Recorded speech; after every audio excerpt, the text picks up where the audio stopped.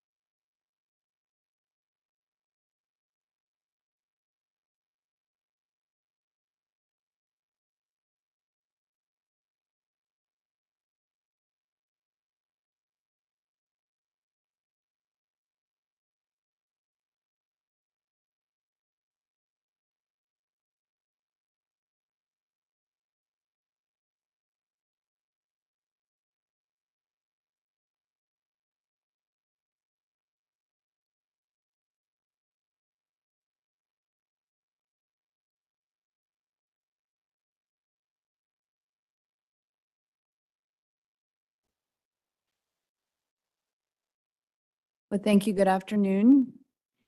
First of all, thank you for the proposals you gave us yesterday as it relates to discipline and grievance. We had a chance to look at them a little bit in more detail, and we wanted to start there with some questions we have and just some points of clarification to make sure that we fully understand the intent. So Liz is going to walk us through that. And I guess part of what we were working through yesterday is just understanding the extent to which timeline change or how we intend for resolution specific to grievance at this point. And then we can talk about discipline either later today or on Friday. But we thought it would be helpful if we walk through timeline. And so perhaps, Ricky, that's something sort of jointly, and that's why we brought the whiteboard, was just to be able to talk through what the process is as being proposed and in what way that might differ from, or what it does differ, or what's anticipated with the proposed change. And so that's how we'd like to go ahead and start, if you're good with that. Okay. So I'm going to walk over to the whiteboard.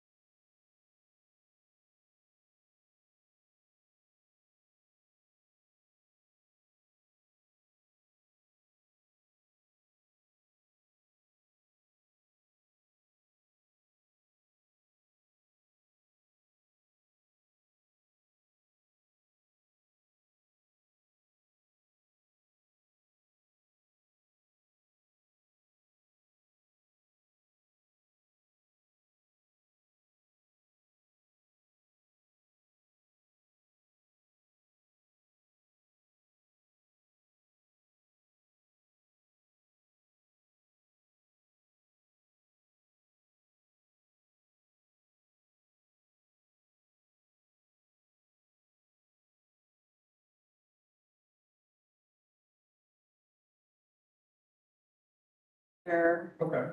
We've got effectively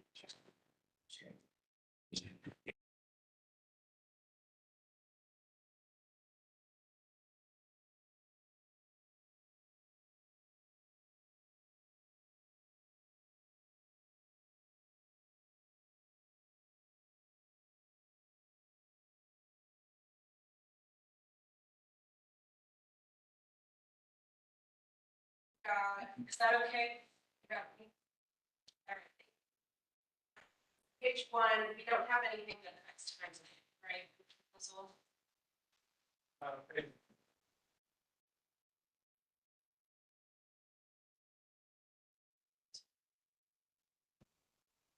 It's time limits. Pretty much an effort for us to be able to keep things moving, nothing substantively change there on time limits. And then we talk about section 3, which is chain of command, which is the same. So effectively, this is where we would hope it gets, we have the first opportunity to bring it to the operations side of the department, right, to get it done. So we're not proposing any changes there. That's right. So then we get to section 4, which is steps that trigger the grievance committee review.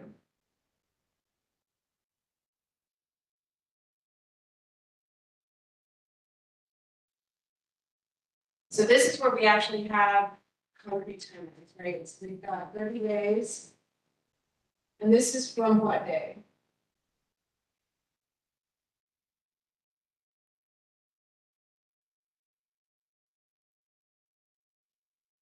It just says the event. So actual or constructive knowledge of the event.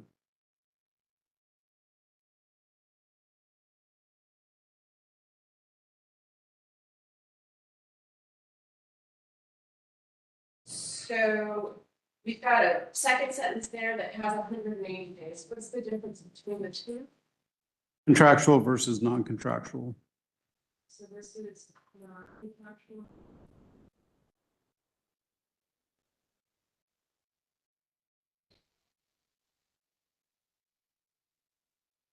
Let's see, Barb. Yeah, it's a contractual is the 30 days and non-contractual is the 180 days.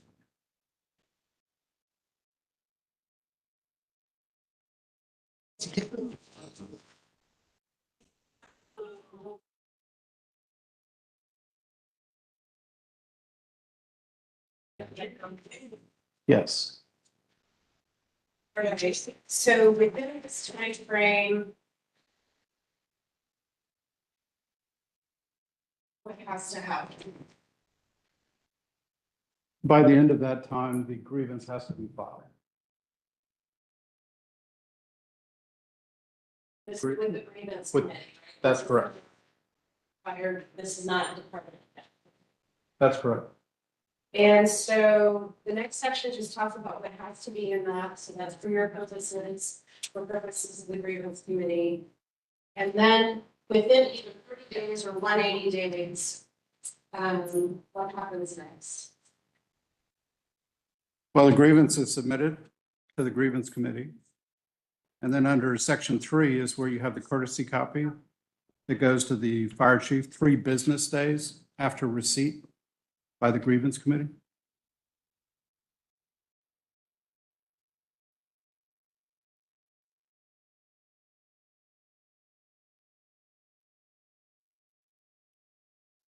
Okay, so 30 days or 180 days, that's the timeline to get to the grievance committee. At whatever point that happens, this is a 3-day trigger that goes to the fire chief. 3 business days. Okay, 3 business.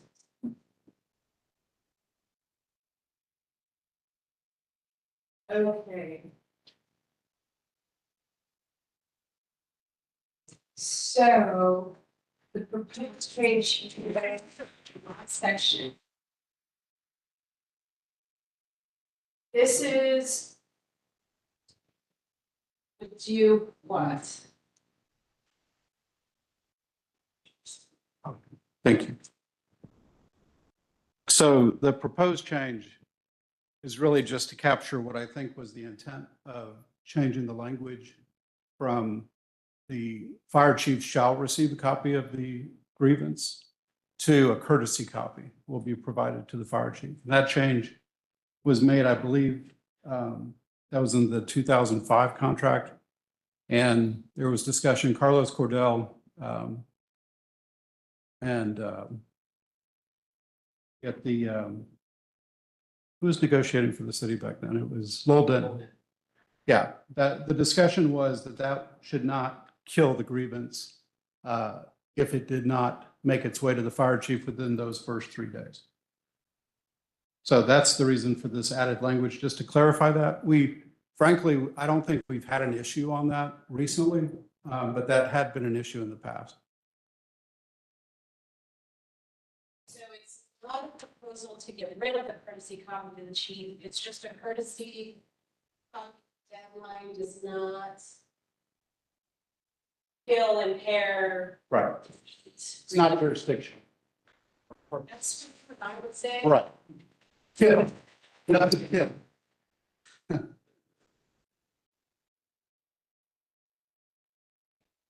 Okay, I'm sorry, Liz, Ricky, if I may, just from my understanding, so once the grievance is ready to go, it goes officially to the fire chief today? No, so today a grievance will be filed with the grievance committee. That's the official place where it gets filed. That's correct. And then the grievance committee, as a courtesy, sends a copy to the fire chief. That's correct. But the actual work begins with the committee. The work in terms of what's going to happen to that grievance begins at that point. The person that files the grievance will have already done the work to make sure they've filled out the requirements for the grievance. But then Only after the grievance is filed with the grievance committee do the deadlines start to run for the grievance committee. Got it. Yeah. So those 30 days, the clock starts ticking there with the grievance committee. Well, no, so those 30 days are actually applying to the grievant. See, the grievant is in the best position to know when they've been grieved, right? Whatever the event is that causes whatever the grievance is going to be, that's going to start that timeline. So it's either 30 days under the contract or 180 days if it's a non-contractual issue, a statutory issue, for example, constitutional issue, whatever. Those are going to be a little bit longer. That's a deadline that's imposed on the grievant. Then when the grievant files the grievance with the grievance committee, now the grievance committee has certain deadlines. Understood. Thank you. Just to, my first point was getting it line and, or I think what you were answering, Maria, about was the timelines that begin to apply, but ideally, to my other point, we want this to be an opportunity for grievance to be resolved. Absolutely. Yeah. And some do. I mean, some do get resolved in chain of command, never make it to a grievance. Okay, so here with the, with these bullets to show the work of the grievance committee, here they've got sole discretion to either move a grievance forward or that might characterize them correctly. That's correct. And there's a 15 business day time period to do that. Time period runs from the date of receipt of the grievance.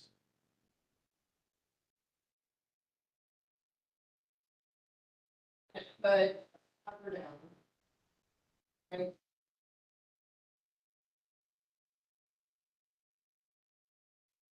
Yes. We're not proposing any change in that. So then we get to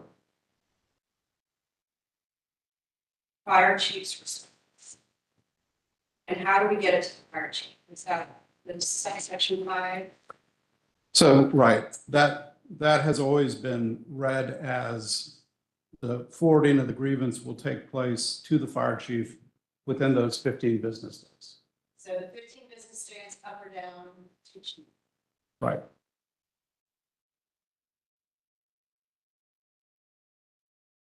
Then we get to B, and it's with the fire chief. And what's happening? And the fire chief has 15 days to respond with it.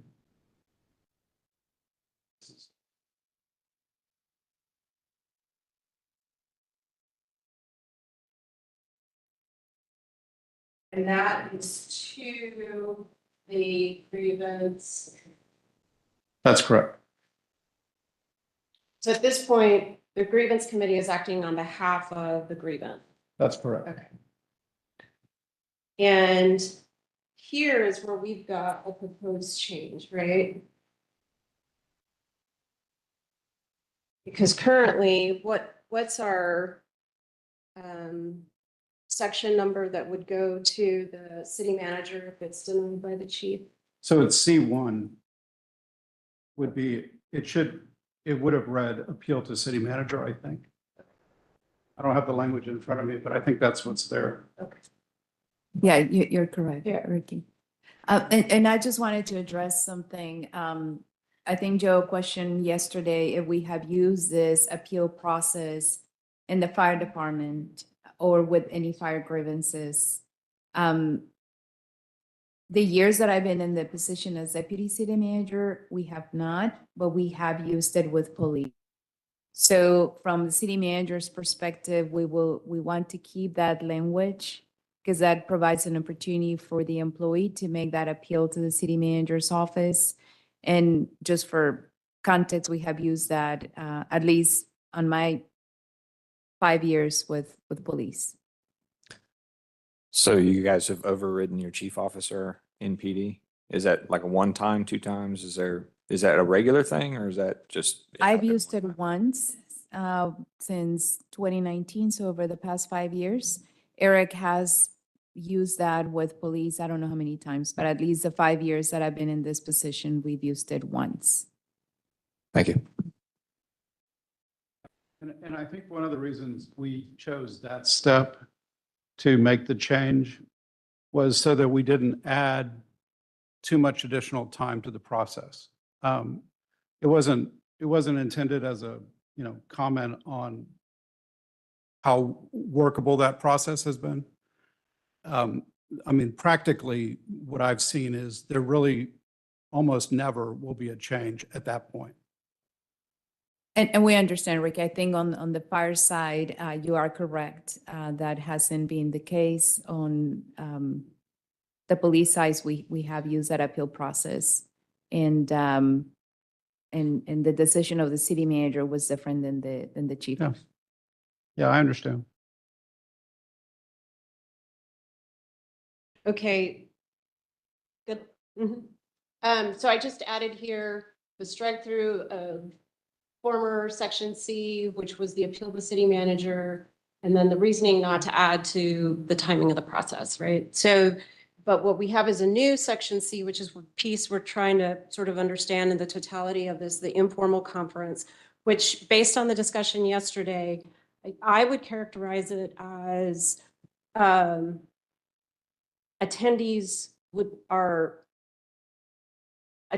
and this is not going to sound right when I say it, but attendees are optional, meaning who attends is at the discretion of the grievance committee, the grievant, and the city, right? So we've got a pool of people that could participate, but we're not mandating who participates. That's absolutely right. Okay. How do we best describe that? Well, that was pretty good. That's a lot of words for a whiteboard, but how about attendees optional? Does that sound right? Yeah. Okay. Check my spelling. Again, we talked yesterday, it's somewhat similar in my mind to an informal mediation process where you want the parties there that have authority to reach an agreement. That's basically what you want. So, and then sometimes I think for grievance purposes, you may need resource people there, people that understand what the issue is, that kind of thing. So, and then I guess I'm going to reread. If a grievance is not resolved after communications with the fire chief, there's a shall, right? So some form of this has to happen, depending on who ultimately. And do we have a time within which we have to act for the meeting to occur? So it's 30 business days from the fire chief's response. And we do have, a savings provision. The parties can extend that period by agreement.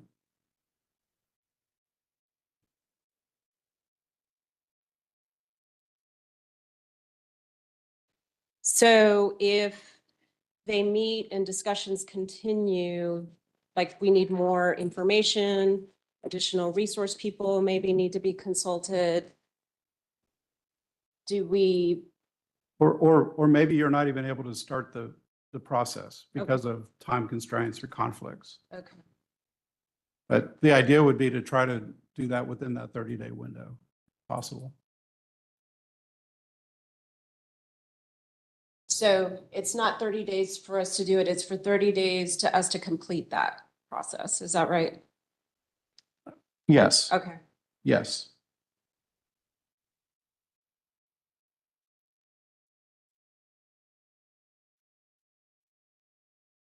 Okay, so we have an informal conference, it resolves it, we don't have anything more to address. If it doesn't resolve it, what's next?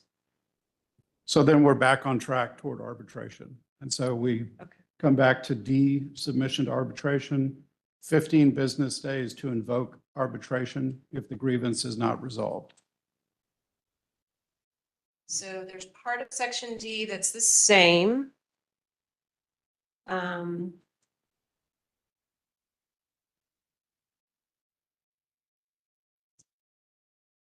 Days. And then the addition is what? So the addition is 15 business days following the deadline, which would be 30 business days to have your informal meeting. At the end of that 30 business days, or any extension that's agreed to, whichever is later, then there's 15 days to submit to arbitration. Yes, I have a quick question if, sorry to interrupt your train of thought. Ricky, for that informal conference that we're describing, the employee files a grievance, let's say that is denied by the chief, that's what will begin this process. Is this process require if the employee is appealing, or the grievance committee may say, we agree with the chief's denial, we're not going to move forward, or automatically the appeal process begins? So the grievance committee has always, I think, taken the position that once the grievance is filed with the grievance committee then controls that grievance. I mean, that grievance. The grievant obviously has input into their grievance, but in terms of how that grievance is going to be carried forward is up to the grievance committee. Got it. So this process is invoked by the grievance committee. That's right. That's right. So you could have a situation where the fire chief says, I'm rejecting that grievance. The grievance committee takes a look at it again and decides maybe this isn't the one to take forward. So that could happen. Okay, so not automatically all the denials will go through this process. Again, will be up to the committee. Right. Not automatically, but most of them will. Got it. I mean, just based on past history, most of them will.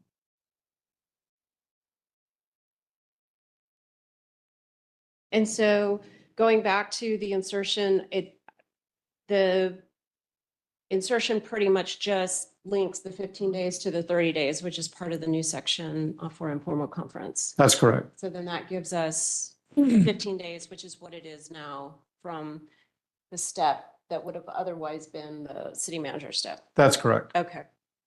So then we get to arbitrations invoked by delivering a letter to the Director of Human Resources. We get a courtesy copy to the city manager.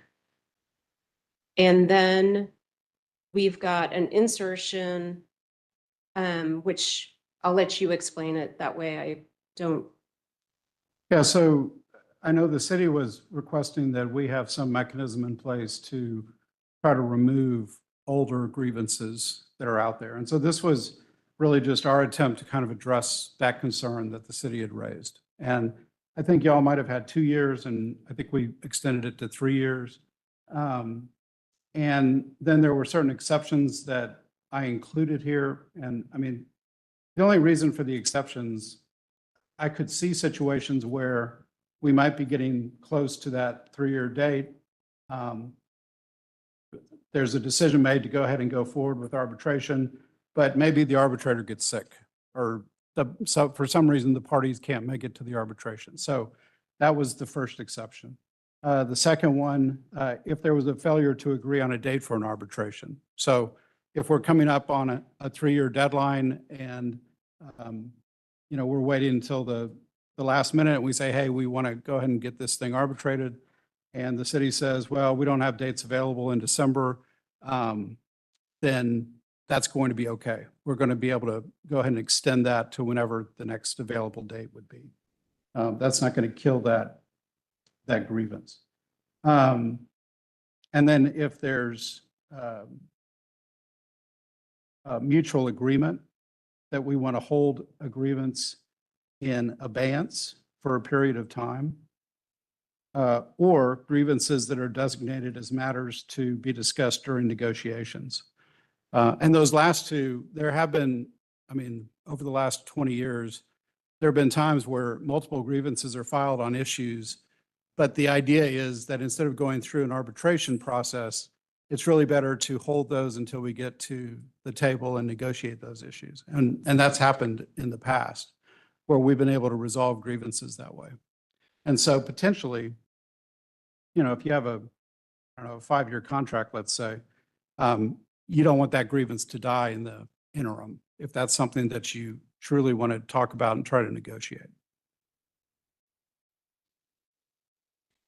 Ricky, do you recall an example of when we've taken grievances to negotiations? Yeah.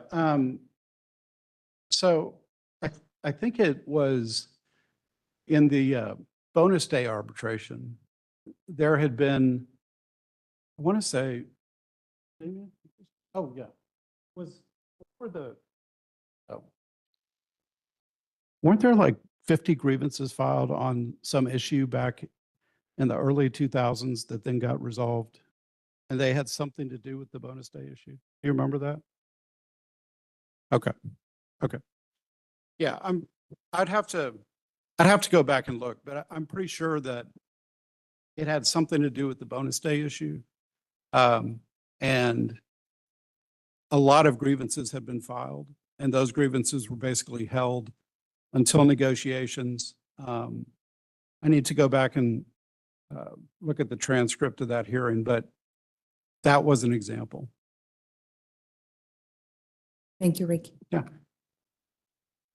And then Ricky, just as we continue through Article 30, we don't have any other proposed changes and everything else is pretty much procedural from purposes of like the substance of the article, right? How it's going to proceed before the arbitrator, that sort of. There was one addition on section 6(5), section 6, number 5, or 6B5. It's just as interpreted by the arbitrator with regard to the use of the AAA rules.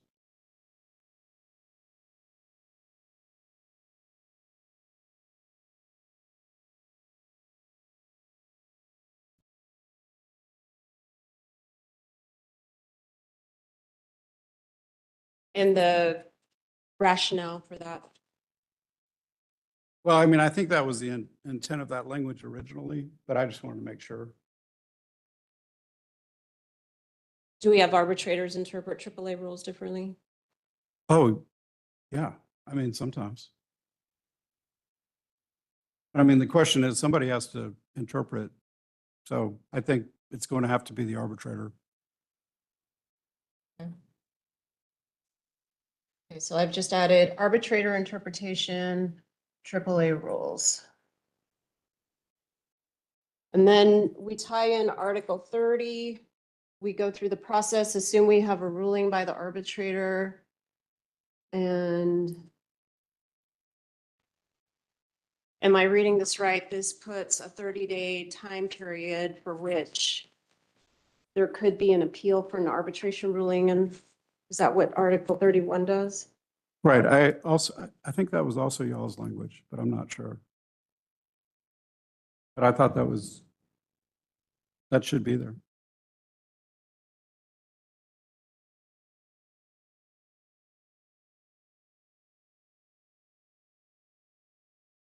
You have any questions? We good on the timeline?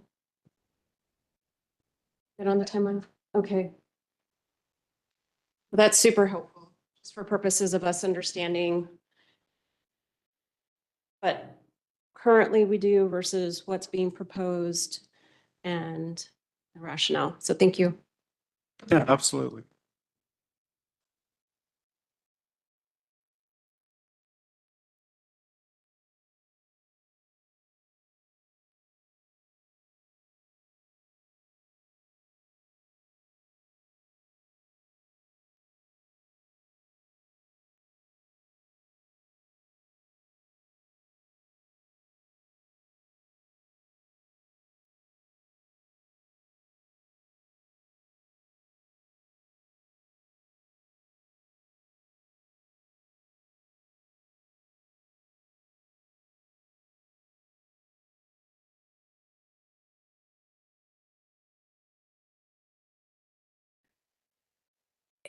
Discipline, Liz or Dana?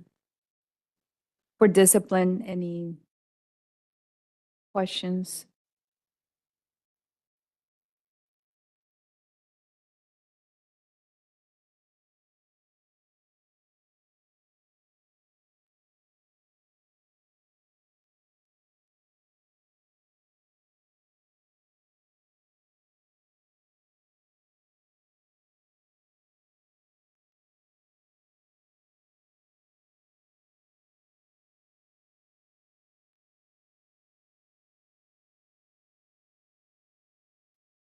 Okay, so we talked about yesterday about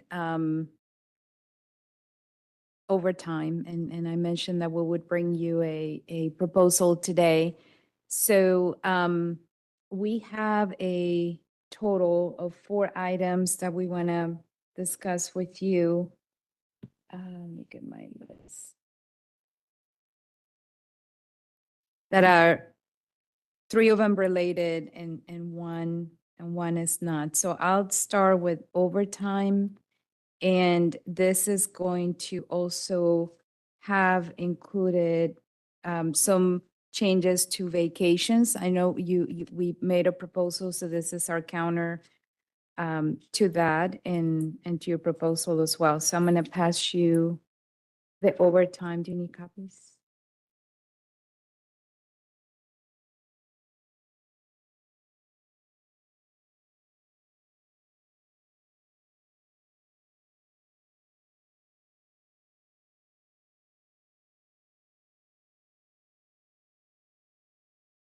And this is vacation.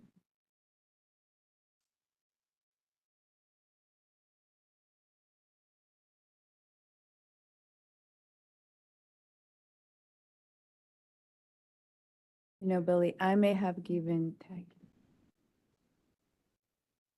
my notes. My notes. I think I might have given you my notes. I know. Yes.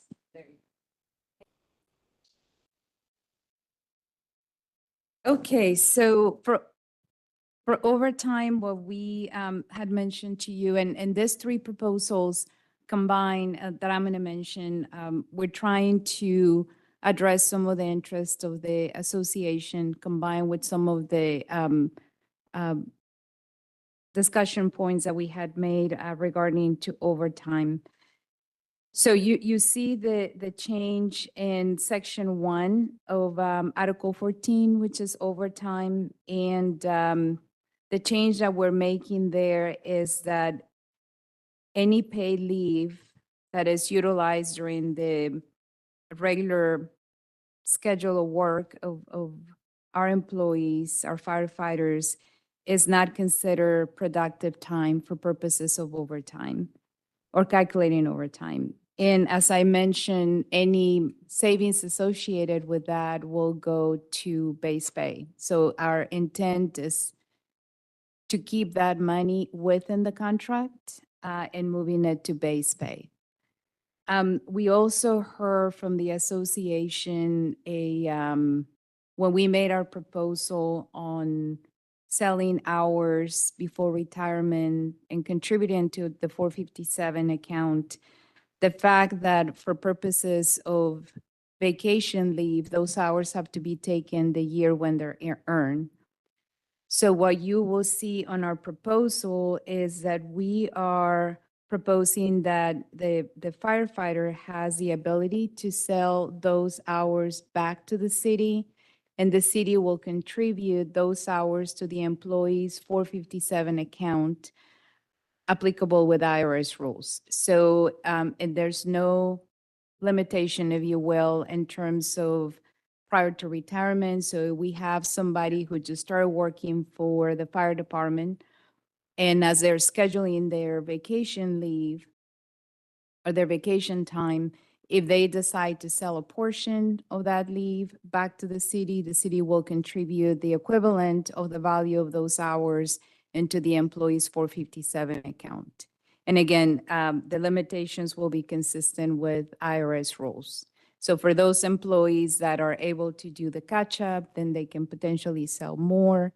And so that is a separate section than the section related to retirement. So that's a change there to give that additional flexibility. We also understand that is of interest to the association adding additional floating vacation shifts. So there was a proposal to add a total of 4. So what you see on our counter is an additional 2, 1 for fire and 1 for EMS. It is still important to us to know when those will be paid back for purposes of scheduling. But we understand it's important, so we are adding those 2 floating vacation shifts. So for your consideration, we're putting that as a packet, if you will, the change to the overtime, putting those savings back into base pay, and then adding the flexibility to sell vacation leave into the 457 of the employee account, as well as the 2 additional floating vacation shifts. And the other counter that we have is in Article 27 for miscellaneous, specifically the parental leave. Maria, can I, do Of you want me course, to, you want to wait? Would you prefer if I wait for you to go through that proposal before I have any questions, or if I have questions about either of these? happy to take the question down. Let me ask you about the overtime Sure. and through the language closely, but I understand your explanation, and with the idea being to take those savings and put them into base. Has the city run a calculation of what the dollar savings, would we make this change, what they would be? We are finalizing that, and we will have that number to you Friday. We're Thank you. just making sure that we accounted for everything. So we're working on it. And so you're looking at that, I would gather overtime use in a particular fiscal year or two. Is that how you're Yes, we looked at 2023. 2023 Mhm. fiscal year or calendar year? Um, It's okay. Fiscal just year. Fiscal year. Fiscal year, yeah. Thank you very much. And the vacation, I think you were pretty clear about. Go ahead. So for purposes of Article 27, and this is specifically on parental leave, what the city is proposing, a counter proposal to what you put on the table, is what we have in the police contract, with this 160 hours. And you'll see from the language that we provided is pretty consistent with the language in the police contract, but we'll give you an opportunity to look at that if you have any questions. Yeah, we'll review it, and we've reviewed the police. I don't, if there are any substantive differences that don't change, firefighter to police, are there any that you would care to, first, are there any? And if so, are there any that you would care to discuss or explain why they might be different? Sure. So when you compare the 2 contracts on Section B1, it talks about the max of 160 working hours. And in the police contract, we have a note. I think it mentions something, and I'm going off of memory, at 100% of their compensation. We remove that from this proposal. This will be treated for like we do any other leave for the fire department. So for instance, when an employee takes sick leave or vacation leave, the same calculation will apply, which is the rate of their base pay. So when an employee takes time off and is compensated at the same rate that we'll use for purposes of this leave. So somebody, I don't know the answer to this. It's always a great place to go, not knowing the answer. So if somebody utilizes, if a firefighter today takes vacation, are there any, if you know, are there any elements of that firefighter's compensation that they don't receive on that day that they would on a day that they were physically working? Not that I'm aware of, no. Okay. So it's similar to, they come to work today, but for some reason they have to call in sick and they use their sick leave. When you look at the paycheck is the same. It's like if they would have worked the regular hours. So it's the same calculation. Why the difference then between the police language and the fire language? For the police, I'm gonna have to check. I don't recall why we did it that way for police. But the intent is to make sure that the employee is whole. And in the case of the fire employee, there's no changes. On the firefighters, and it's going to feel like they're on vacation. Well, they have a young child at home. It's not going to feel like they're on vacation, but for pay But they're purposes, taking leave, for it's going whatever to be like any reasons, other paid paid leave. Yeah. And perhaps we incorporate that language, calculated at the same rate of their paid leave. Rick, the only other change is, if you look under eligibility, A1, I just added, they have to be listed as the parent or foster parent because it seemed to be sort of missing there. So that just was added for clarity. On the birth certificate. Yeah. Yes, correct. Okay. We'll review it in caucus. Thank you. So those were the items that we have. We wanted to, I don't know if you want to caucus at this point. We wanted to do that and have a discussion on discipline before we bring our questions or comments to what you proposed to us yesterday. That's fine. So we're good then. When would you like to reconvene? Just let us know. Text me. Yeah. You had talked about management in that particular, do you all have that? Okay, could we? I mean, at this moment, no. If I Okay. had it, you'd have it. But we will have one. When we come back in the room, we'll have a substantive response on that proposal. Okay. So we'll text you, Rick. Sure. Thank you.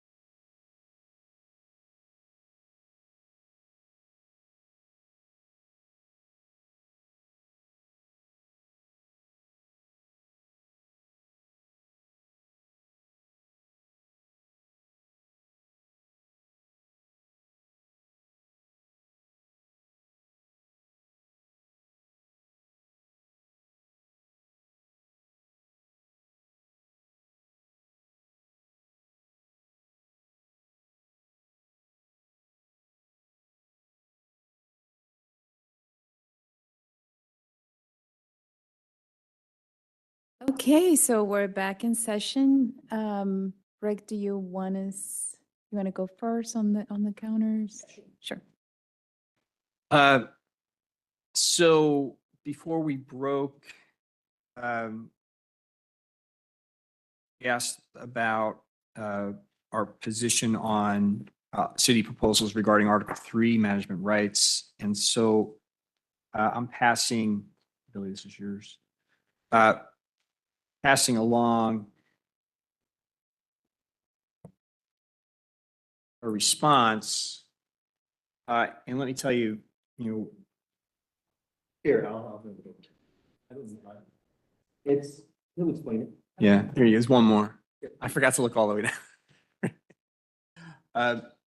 So yeah, I should probably have a copy. So this is a response to the Article 3 management rights proposals, and you'll see there isn't anything in Article 3. So what is he doing? We've had a fair amount of conversation, at the table and in caucus about your proposal regarding management rights. And also you'll recall we had a couple of proposals, one to include the applicant processors and another to address positions in emergency management.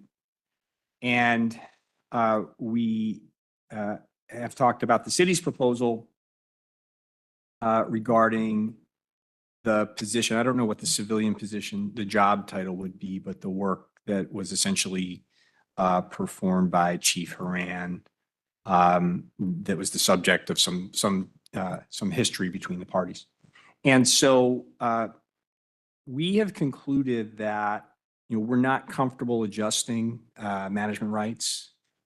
And given that we have proposals to amend Article 3, we've decided that, in fairness, we're going to withdraw our proposals to revise management rights, and we're going to reject your proposal to revise the management rights clause.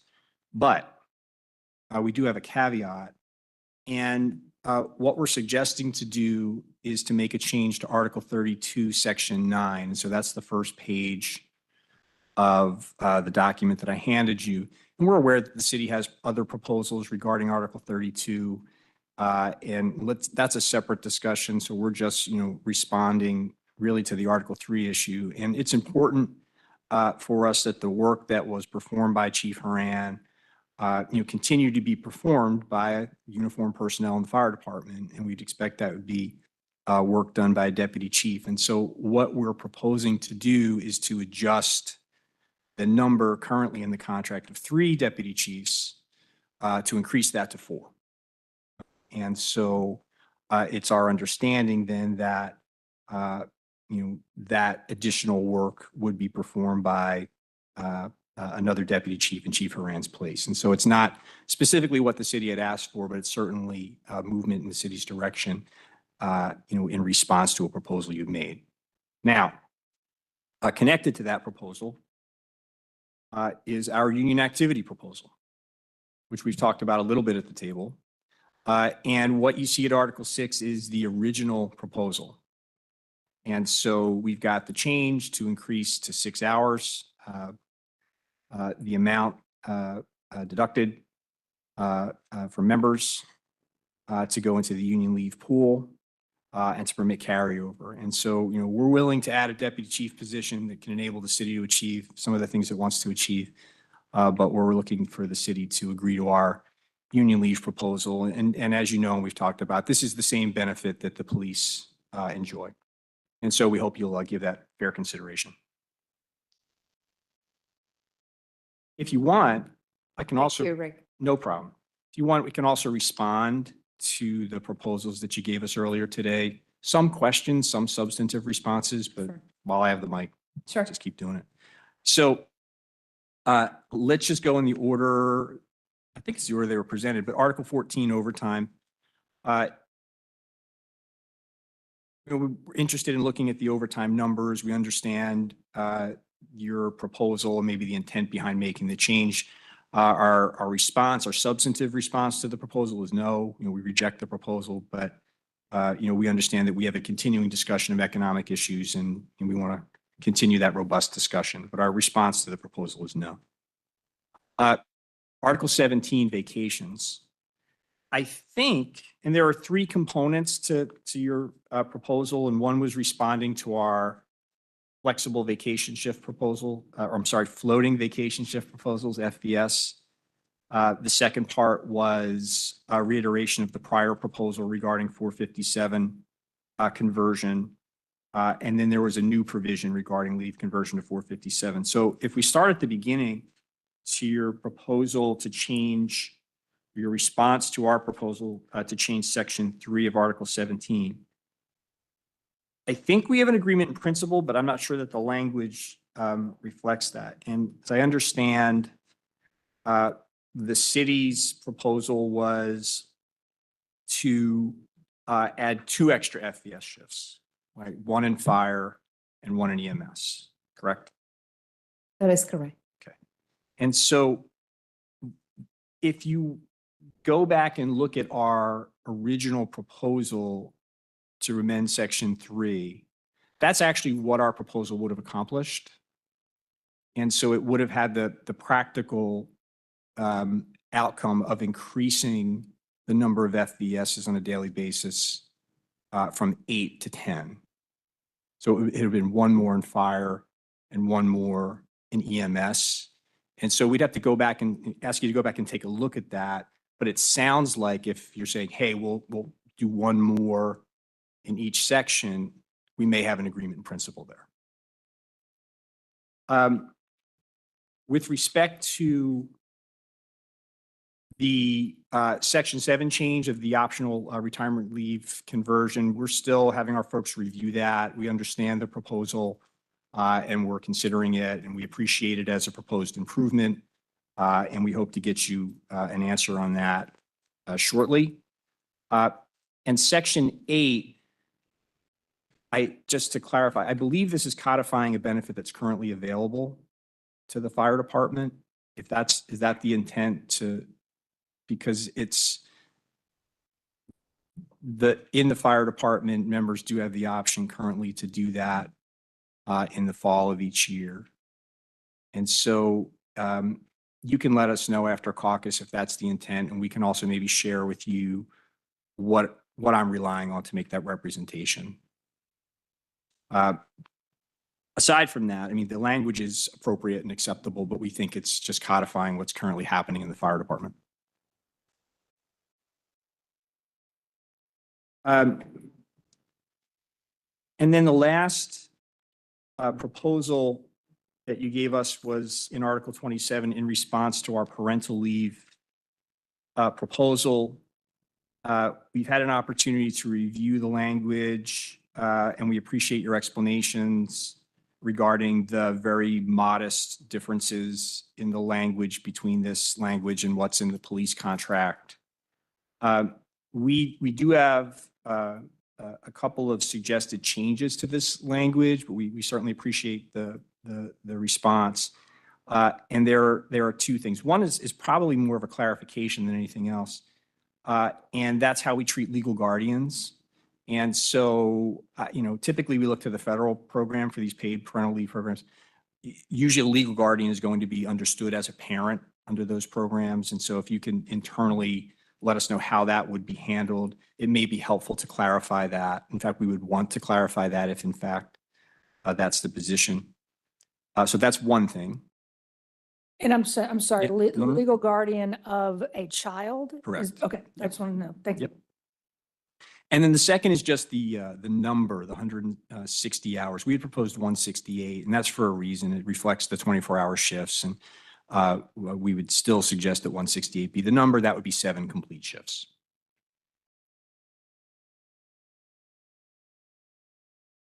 And that's all we have.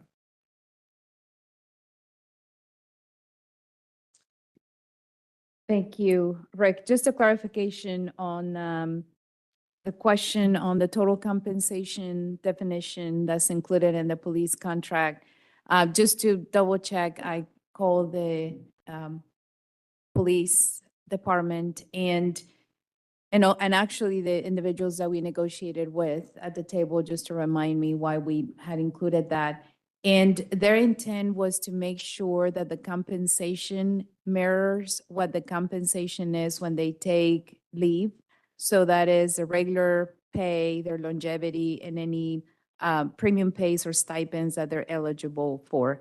I believe that, well, I know that's the same way that we do it for fire.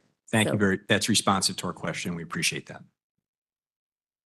So what we'll do on what you mentioned to us, we'll go back in caucus and then we'll come back and respond. But we wanted to talk about a few items that combination of questions that you had for us and also a couple of questions that we had for you. So for discipline, we reviewed the article last night. We did additional work this morning, and we feel that a counter proposal is probably going to be best to articulate what we're thinking. However, we just had a couple of clarifications that I'm going to ask Donna to go over those. Sure. Rick, looking at section 1B, the provision that says if they're suspended for 3 days or less, they won't serve the suspension. I think yesterday you said we want that because the police have it in their contract. Is that the only rationale for that provision? Sorry, Ricky, I picked the wrong Rick. Thanks. Yeah, we were just copying the language out of the police contract for that. Okay. And then on, I believe Rick told me this, not Ricky, but whoever wants to answer it. On the agreed suspension, I want to make sure this is clear. I thought I understood Rick to say that we can agree to suspensions with union members, but are you limiting that to only when there's an indefinite suspension? Or can it be an agreed discipline for less than that? Yeah. Is that only an indefinite? Okay, that it wasn't clear to me that that's what it was. All right, those are my questions. Thank you, Donna. And the other article you had a question about yesterday and we didn't get to cover, Rick, was drugs and alcohol and the city's response to the union's proposal. So Liz is going to cover that. So wanted to kind of talk through and make sure that I was understanding the union's proposal and status as we go through and sort of get a sense of where we are on each of these. And so if we take a look at our proposal on drugs and alcohol from the 11th, and then what you all counter proposed in your proposal packet on that same day. One of the items that you had accepted out was the testing for marijuana and random and post-accident testing. And, you know, so we went back and we talked about it, and just the idea for us in terms of accepting marijuana isn't consistent with the high standards that have been articulated here at the table about which we hold our department to, our employees to, the expectations of the community and those standards. And specifically with regard to impairment, we heard your concern about the testing and, you know, what you sort of perceive to be the fault with testing with regard to impairment. But the concern for us is impairment still is a concern, and is a concern when we've got you know, sort of high stakes with big apparatus and folks operating those, as well as, you know, dangerous conditions, what that means for your coworkers if there is somebody who's impaired, and what that means for potential community folks when they're in vulnerable positions when, you know, our firefighters are responding. And so with regard to that, and we talked through also the rationale that there is ability for medical accommodations. That's abundantly clear throughout the provision in the current contract. And so we're not inclined to accept marijuana for all those reasons.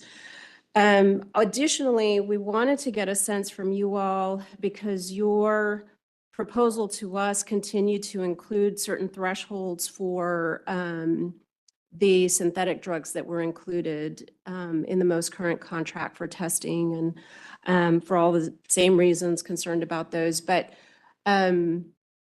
we had articulated concern with those specific thresholds only because what the lab had told us is those specifics weren't necessarily what they could test to. But you didn't include anything different in your proposal. I had heard you talk about thresholds, so I wanted to see where you were all at in terms of what your proposal was on thresholds. Yeah, I think, let's go back in order. So first on the kind of the cannabis issue, as we talked about before, the concern that we have is being able to accurately gauge impairment.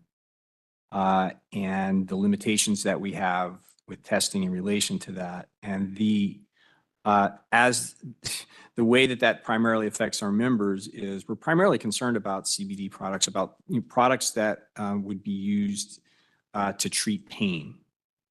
And, our members don't have clear guidelines from the department regarding whether they can use certain products or not. And that's really the goal here is to try to get some clarity regarding the use of those types of products. And it may very well be that your MRO process that you have in place, it gets identified then, and that won't constitute a hot test. But we don't know that.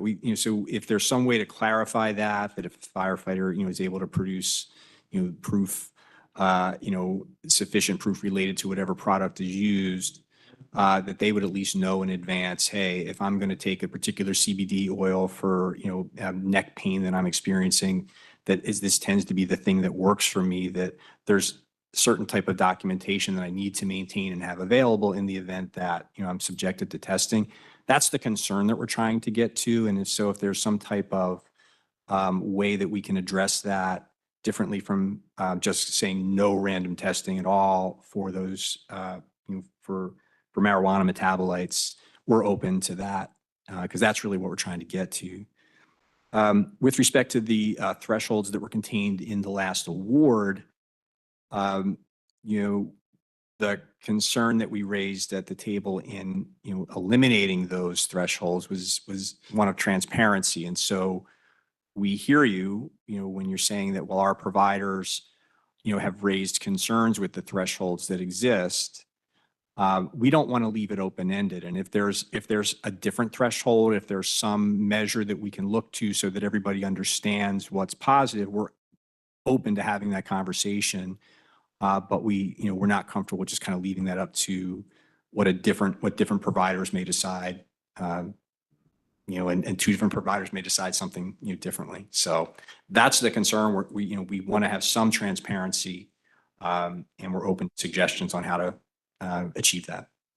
Well, we think we have a way to be able to get there. Great. That identifies the particular standards that are implemented with those labs that ascribe to the certifications to be able to test for those. And so we think we can accomplish that. Great. Mm-hmm. Yeah, the other item that we wanted to provide you a response with was a question on pharmacy and the tiers. So Renee is prepared to address that.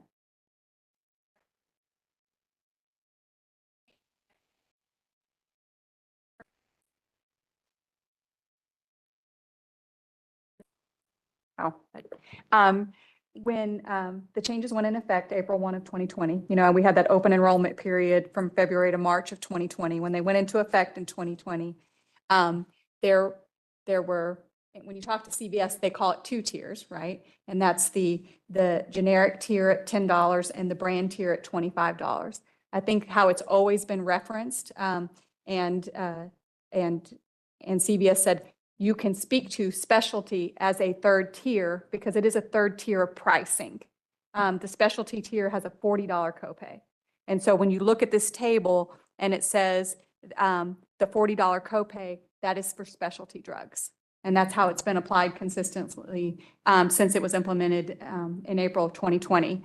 Now, when you look at tier 3 retail mail 90-day supply and it has an $80 copay, that is not something that has ever impacted any members, because if you look in the master agreement in chapter 11, when it speaks to specialty drugs, there's a limitation that you can only have a 30-day retail supply. So you never get prescribed a 90-day, so it never falls under that $80 copay.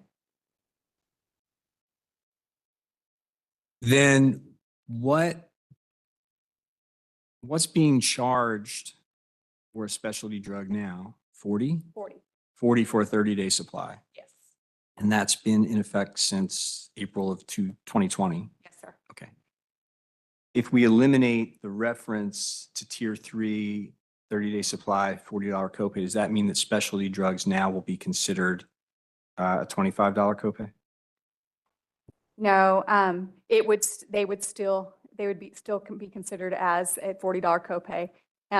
I don't, You should agree to your original proposal before you leave and lock it.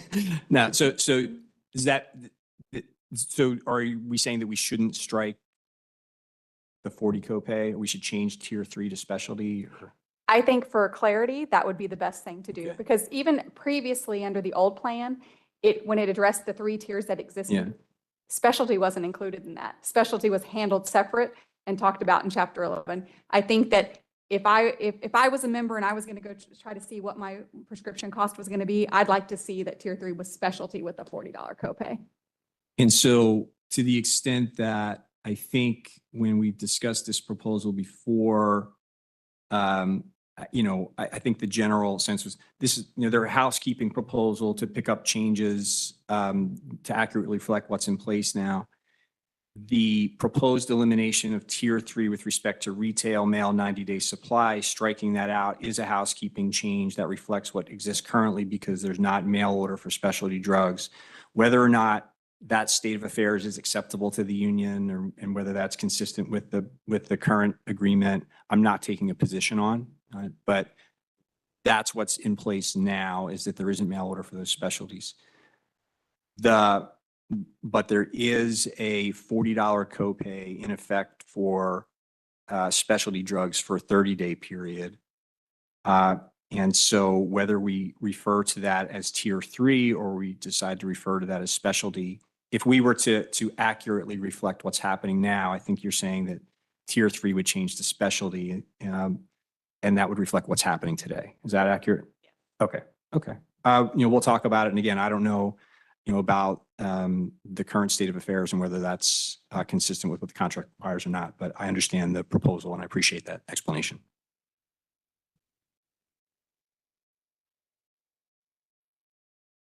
So Rick, before we caucus and go over what you provided to us, when I introduced the proposals earlier today, I indicated that the article for overtime, along with the floating vacation shifts and the moving the overtime related savings to pay, along also with the leave, that you raised an issue that I need to clarify with the department in HR, but independently of that, those 3 items were together as a packet. So just to clarify, the way you represented back to us is that you're saying no to the overtime.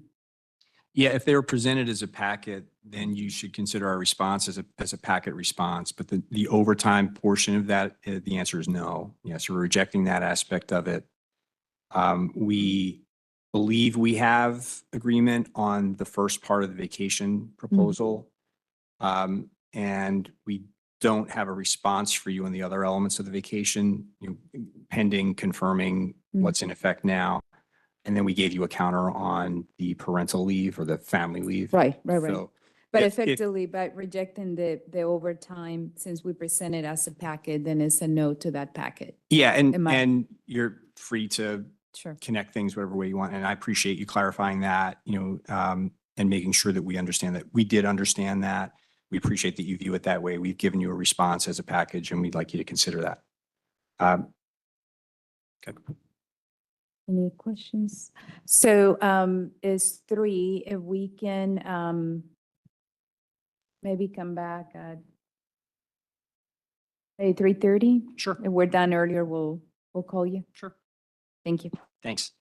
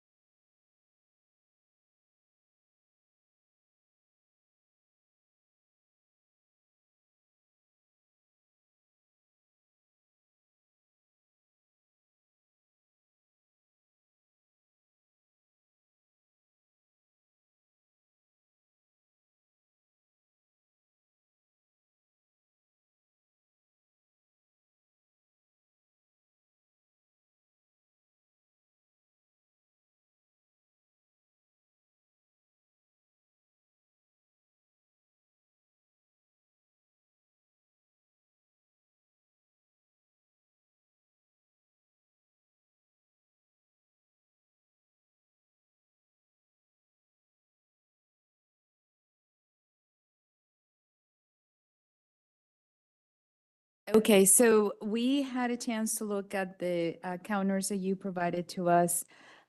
We need to have further discussion on the vacation leave. So we would like to continue the conversation on Friday, just to give us an opportunity to talk to the department and get a little bit more detail. And also we'll have the cost on the overtime as well, or the savings, I should say. Cost avoidance. Real cash. You got it. Thank you very much. And I think that's all we have on our end. Okay, that's all we have on our end. And we look forward to seeing you Friday. Okay, we'll Thank see you on Friday. Thank you.